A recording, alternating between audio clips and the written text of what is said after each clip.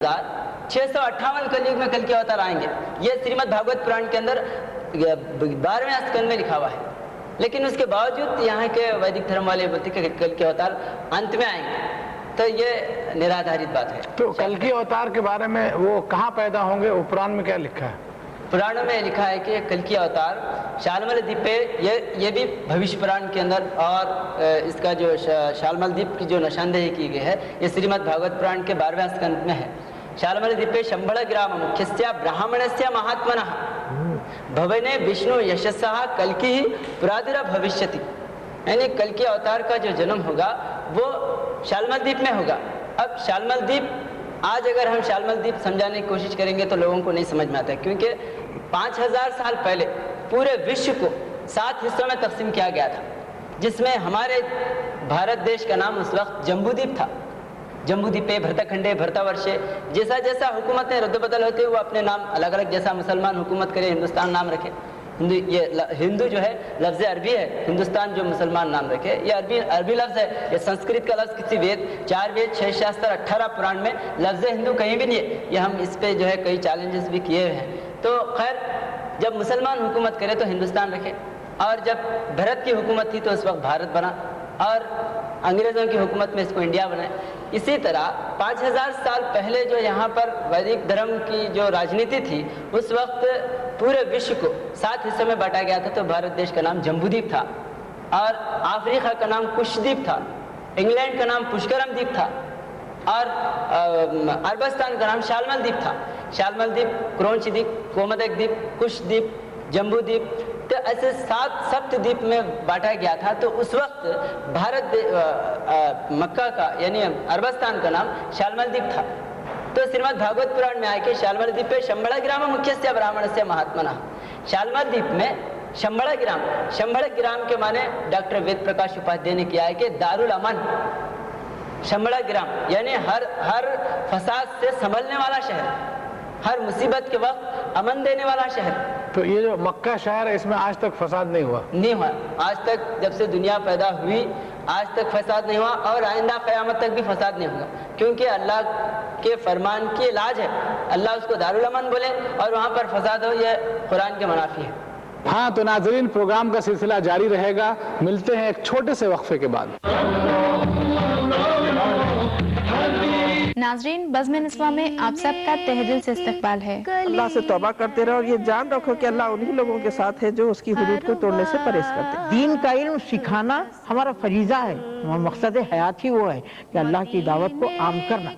कत्ल अगरचे बुरा है, मगर फितना इससे भी ज्यादा बुरा है। फितने का सर अगर कुचल न दिया जाए तो ये फितना जो है फैलता ही चला जाता है। बज़्म निस्वा देखिए रोजाना दोपहर 3:05 पर हिंदुस्तान में और 1:35 पर UAE में, सिर्फ ETV उर्दू पर। नाजरीन, ईद मिलादुन नबी में वक्फे के बाद आप सबका एक बार फिर से इस्तकबाल है। सल्लल्लाहु अलैहि वसल्लम, आप रहीम, करीम जैसा अल्लाह के 99 सिफात अपने वजूद से जाहिर करें, इसी तरह विष्णु के सहस्त्र नाम अपने वजूद से जाहिर करेंगे। तो वो बात पुराणों के अंदर बताई गई नबी करीम सल्लल्लाहु अलैहि वसल्लम के ताल्लुक से। तो वही जगत गुरु हैं, और हिंदुस्तान के बड़े बड़े पंडित लोग, हम उनके सामने वेदों के आधार से पूछते हैं कि अगर आप जगत गुरु हैं तो आपकी माँ का नाम आमीना होना, आप अगर जगत गुरु हैं तो आपके बाप का नाम विष्णु भक्त यानी अब्दुल्ला होना, और आपकी जाए पैदाइश शालमल द्वीप में होना, और आप ब्राह्मणों के पुरोहित में पैदा। और सबसे बड़ी दलील यह है कि श्रीमद् भागवत पुराण में कि वो 3658 कलयुग में कल के अवतार यानी जगत गुरु पैदा हुए। तो इस आधार के लिहाज से वेदों से जितने भी वेदों ही के मुताबिक, पुराणों के मुताबिक वो दौर तो गुजर गया, खत्म हो चुका है, खत्म हो गया। इसलिए अब कल की अवतार का, लेकिन ये लोग अभी तक इंतजार कर रहे हैं। तो ये उसी की बुनियाद पे कल की अवतार का गोया इंतजार का मरहला खत्म हो जाना चाहिए था, लेकिन अभी तक चल रहा है। और फिर जो उनकी सिफात में जो तलवारों का या घोड़ों का जिक्र है, तो उसके बारे में बताइए कि अब घोड़ों का दौर, तलवारों का दौर कितना है? इस ज़माने में अगर घोड़ों पे अगर बैठ के कोई अवतार आए तो उसको बेवकूफ़ समझा जाएगा, क्योंकि इस वक्त जो है जो कुरान करीम के मुआफ़िक़ में वैज़ल इशार उत्तिलत, यानी उस वक्त जो है ऊँटों को तातील दी जाएगी। तो आज जो है इतने फास्ट गाड़ियाँ हो गए جس کی وجہ سے کوئی اونٹ پر گھوڑے پر سوار کرنے والا نہیں. تو یہ اس دور کے لیے ہے جب گھوڑے پر سوار کرنا فخر سمجھا جاتا تھا, اور اسی سے مذہبی کام بھی کرنے کے لیے, جیسا نبی کریم صلی اللہ علیہ وسلم گھوڑوں کو جو ہے پالنے کا حکم بھی دے صحابہ کرام میدان میں جہاد میں کام آنے کے لیے. تو یہ اسی وقت کی یعنی شاستروں کے آدھار کے لحاظ سے آج سے 1400 سال پہلے کل کے اوتار آنے کی بشارت ہے, اور اس کو کھلے طور پہ پنڈت وید پرکاش اپادھیائے نے اس کی صراحت کرتے ہوئے لکھے ہیں کہ اگر کوئی جگت گرو کو تلاش کر رہا ہے تو وہ شاستر آدھارم گرور واکیم منو نشچم, شاستر کے آدھار نہیں ہے بلکہ نرادھارت ادام جگتا جتا جتیامی تد محمدی پرتیپادیت. تو یہ ویاس اپنشد کے اندر ہے کہ جہاں سے یہ دنیا پیدا ہو رہی ہے اور جہاں جا کر ارپن ہو رہی ہے اس شکتی کا نام محمد بتایا گیا. تو ایسے کئی نشانات ویدوں کے اندر ہیں, شاستروں کے اندر. اور ہندوستان کے آپ کو یہ جان کے خوشی ہوگی کہ ہندوستان کے 36 مندروں میں حضور نبی کریم صلی اللہ علیہ وسلم کا کلمہ طیبہ لا الہ الا اللہ محمد رسول اللہ لکھا ہوا ہے, جس کو ہم خود جا کر دیکھے ہیں. ہمارے کئی کتابوں میں بھی یہ شائع ہو چکا ہے.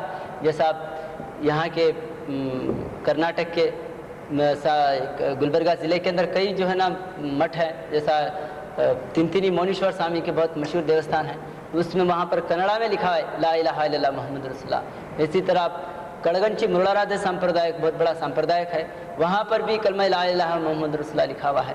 ہبلی میں ایک بہت بڑا مٹھ ہے سدھارتھ سوامی کا, تو اس مٹھ میں عربی میں ایک ٹھیر ہوتا ہے, ان کا ایک جاترا ہوتی ہے, اس وقت جو نکالتے ہیں تو عربی میں لا الہ الا اللہ محمد رسول اللہ لکھا ہوا ہے. اسی طرح وربی میں کلمہ طیبہ لا الہ محمد رسول اللہ, وربی مونیشور مٹھ ہے بہت بڑا. اور سرہٹی فقیر مٹھ سوامی خود جو ہے فقیر سوامی, وہ حضرت امین الدین اعلیٰ بیجاپور کے اندر بہت بڑی بزرگ شخصیت ہے, تو ان کے مرید ہیں فقیر سوامی. سرہٹی میں ان کی درگاہ ہے, اگر آپ جا کے ان کی درگاہ کو دیکھیں تو بالکل مسلمانوں کی مزار شریف ایسا معلوم ہوتا. تو ان کے مٹھ میں کلمہ طیبہ لا الہ الا اللہ محمد رسول اللہ لکھا ہوا ہے. اسی طرح بابا گرو نانک بہت بڑے جو ہے سکھوں کے آپ رہنما ہیں, رہبر ہیں. تو آپ کے وہاں پر ڈیرے نانک میں, وہاں پر آپ کی کتاب میں بھی کلمہ طیبہ لا الہ محمد رسول اللہ لکھا ہوا ہے. جتھے نور محمدی دٹھے نبی رسول, نانا قدرت دیکھ کر خودی گئے سب بھول, پہلا نام خدائے دا دوجا نام رسول, تیجا کلمہ پڑھ لے نانکا درگاہ ہوئے قبول. اور بابا گرو نانک یہی نے جنم ساکی بھائی والا میں کئی جگہ آپ حضور نبی کریم صلی اللہ علیہ وسلم کا کثرت سے ذکر کیے. اور سب سے بڑی بات میں یہ کہوں گا کہ بابا گرو نانک مسلمان ہیں, کیونکہ آپ نے 2 مرتبہ حج کیے ہیں. اور سکھ بھی اس بات کو مانتے ہیں کہ کیونکہ جنم ساکی بھائی والا میں لکھا ہے. اور بعض لوگ یہ کہتے ہیں کہ بابا گرو نانک مسلمانوں سے مل کے رہنے کے لیے, دکھانے کے لیے وہاں پر جو ہے کعبۃ اللہ کو گئے, لیکن کوئی اللہ والا دکھاوے کے لیے کسی مذہب کو اختیار کر کے ناٹک نہیں کرتے. کہ یہ خود حضور نبی کریم صلی اللہ علیہ وسلم سے عقیدت تھی. اور آپ جیسا ڈاکٹر علامہ اقبال فرمائے کہ پھر اٹھی توحید آخر صدا توحید کی پنجاب سے, ہند کو ایک مرد کامل نے جگایا خواب سے. تو اس طرح بابا نانک 2 مرتبہ حج کیے ہیں. آپ بغداد بھی گئے ہیں, بغداد میں وہاں پر آپ بیٹھ کر چلا کیے ہیں. تو اس طرح بابا گرو نانک کے وہاں پر ڈیرے نانک میں بھی کل ایک چولہا رکھا ہوا ہے جو آپ پہن زیبتن فرماتے تھے جب مراقبے میں بیٹھتے تھے. تو اس چولہے پر یعنی جو جبہ ہے اس پر جو ہے آیت الکرسی لکھی ہوئی ہے, سورہ فاتحہ لکھا ہوا ہے, سورہ اخلاص لکھا ہوا ہے, درود شریف لکھا ہوا ہے. تو ایسے کئی جو ہے آیت قرآن کریم کے آپ کے چولہے پہ کلمہ طیبہ لا الہ الا اللہ. کہاں پہ ہے یہ رکھا ہوا؟ ڈیرے نانک گرداسپور میں, پنجاب میں وہاں پر آتا ہے. تو وہاں پر ہمارے کئی لوگ گئے بھی ہیں, اور ہماری کتابوں میں بھی وہ چولہا اس کی جو فوٹو کاپی شائع کیے ہیں. تو بہرحال آپ کے بھی وہاں پر کلمہ طیبہ لا الہ الا محمد رسول اللہ لکھا ہوا ہے. اسی طرح کرناٹک میں بنگلور کے پاس سرنگیری شنکراچاری کا بہت بڑا مٹھ ہے, دیوستان ہے. 4 شنکراچاری, پوری شنکراچاری, کنچیکا موپوٹی شنکراچاری. اسی طرح جو بنیادی مٹھ ہے وہ شرنگیری میں ہے. تو شرنگیری شنکراچاری کے مٹھ میں بھی کلمہ طیبہ لا الہ الا اللہ محمد رسول اللہ لکھا. تو یہ ساری جگہوں پہ آپ خود گئے ہیں وہاں؟ جی ہاں گئے ہیں, اور آج سے نہیں بلکہ 1924 سے 1924 سے ہم لوگ مسلسل ہندوستان کے اندر ہندوستان کے بڑے بڑے پنڈتوں سے ملے ہیں, ہم سمجھائے ہیں. کوئی جو ہے بیٹھ کر کسی چمبر میں ہم لوگوں سے یہ باتیں نشر نہیں کیے, بلکہ خود ہندوستان کی کوئی مندر کوئی مٹھ ایسا نہیں ہے جہاں پر ہم نہیں گئے. پورے نشانات کے طور پہ بیان کیے گئے ہیں. चित्रदुर्ग में बेंगलुरु के पास एक और एक बहुत बड़ा जिला है चित्रदुर्ग में शून्य सिंहासन मठ है। उस मठ में एक सिक्का रखा हुआ है जिसको सिक्का सहेली कहा जाता है।